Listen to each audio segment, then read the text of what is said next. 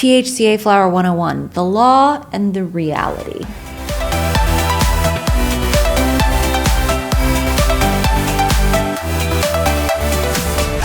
Hey, I'm Morgan Davis. I'm a health and wellness attorney based in Raleigh, North Carolina. Let's talk about how to keep your business protected and thriving. THCa flower is the hottest product in the market. I get calls about it every week. I get lots of questions. It's extremely controversial. I mean, you guys comment and it's like, love it or hate it or die on a hill for it. I mean, so I thought I'd do an episode on what the law actually is and the reality of what's occurring in the market. Partially because I think there's some confusion. Also because in my home state of North Carolina recently, there's a very clear misunderstanding about what the law is, what THCa flower is, and whether or not it's illegal. People often refer to it as like a loophole that's being exploited. Let's go through it and you can decide whether or not you think it's a loophole. So what is THCa flower? THCa flower is hemp flower, cannabis flower that's growing, that is high in THCa and low in delta-9 THC, which most flower is, right? When it's harvested. Now, the rules, ideally in the law, what it would look like on a certificate of analysis is flower that comes at, somewhere between 15 and 30%, maybe higher THCa, very low delta-9 THC. And that's what it would be throughout. There's nothing wrong with that, right? That is, under federal law, that is hemp, as long as it comes at or under 0.3% delta-9 THC. Is it hemp? As I said, yes, depends. As long as it meets the federal limitation or a state limitation, if it's less than that, then it's hemp. Is it legal? Well, that depends on who you ask, okay? At the federal level, the 2018 Farm Bill says it's hemp as long as it is no more than 0.3% delta-9 THC, period. Now, the DEA has come out and tried to say that they believe that the total THC decarboxylation methodology is what needs to be used and that therefore the total THC standard should apply and therefore THCa flower is illegal. How you get to that conclusion? So the total THC standard or the decarboxylation methodology basically says you take into account not just the delta-9 THC, but also you add the delta-9 THC concentration plus the THCa concentration times 0.877 to get what it would be after it's decarboxylated or after you've smoked it, right? After you've heated it up. And that's how you reach whatever that number is. Now, the DEA issued this not as a regulation, they issued it as an opinion letter. And a lot of people got very nervous about that. Until the Fourth Circuit, 2 months ago, we talked about this in September, says, again, federal law, 2018 Farm Bill says the only thing that matters is the delta-9 THC standard. And if Congress wants it to be some other way, then Congress needs to change the law.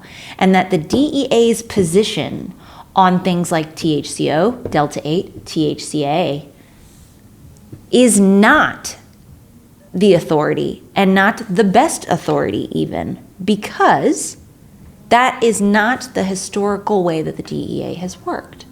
So what does that say to me? That says that the delta-9 standard at the federal level is what matters. And so as long as you have THCa flower that complies with the 0.3% or less delta-9 standard, it is legal.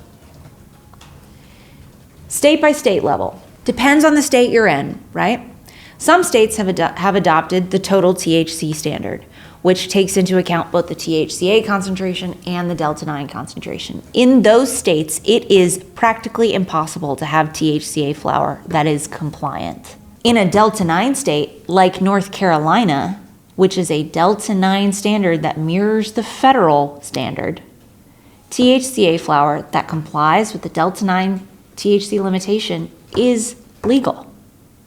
It's legal. It's in a statute. Here's where the confusion seems to come in. The USDA, or the U.S. Department of Agriculture, when the 2018 Farm Bill passed, was given the authority over cultivation of hemp across the United States. What that looks like. States either had to come up with their own plan and submit them to the USDA for approval, or they had to choose not to grow hemp, or they had to submit to the USDA's authority, meaning, like in North Carolina, we got rid of our hemp program, so anybody who wants to grow hemp in North Carolina has to do so under the USDA. In many, many other states, they have their own program. But all states now have to have a program that complies with the USDA cultivation standards. The USDA cultivation standards, which only apply to hemp that is being cultivated and grown. It does not apply to it after it has been harvested, and it does not apply to something that is a finished good. Says that hemp, while it's being grown, must be tested under a total THC standard within 30 days of harvest. And that hemp, while growing, must meet that 0.3% total THC standard. Okay? Within 30 days of harvest. Now, those same regulations allow for a variance, a certain amount of going over that can either be remediated or that can cause the hemp to be destroyed. In no case, in very few cases, does it talk about criminal culpability. In very few cases does it talk about how that then affects what happens in the stream of commerce. Why? Because those regulations do not apply to end products, to consumer goods. So we have somewhat of a disjointed law where flower must be grown by a total THC standard, okay? But it can be in the market in many places and at the federal level at a Delta 9 standard. Both are legal. What happens is, because there's a lack of understanding between these two, and also because law enforcement doesn't like it, there's all sorts of law enforcement action that is happening saying that THCa flower is really marijuana and it's hot hemp and it's a loophole and, it's bad. Now listen, if you have hemp flower out there that's over 0.3% Delta 9 THC, it's illegal, guys. It's illegal at the federal level. It's going to be illegal at your state level. It's illegal, all right? It's marijuana. There's no getting around that.